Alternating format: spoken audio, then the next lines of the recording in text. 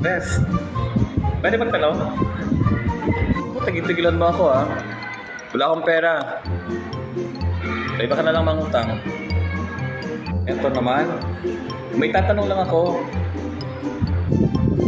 Kung ikaw ang tatanungin, ano bang mahalaga? Diploma o diskarte? Tinatanong pa ba yan? Siyempre, mas mahalaga sa akin. Ikaw. Pinagsasabi nito. Ako, tigil-tigilan mo ko sa mga ganyang mga hilig mo ha. Hindi tayo talo. Tumo ka. Ano nga? Ano ang mahalaga? Diploma o diskarte? Seryoso na? Seryoso din naman ako eh. Pagpipiliin mo ako o diploma o diskarte, ano mo na yun? Siyempre ikaw.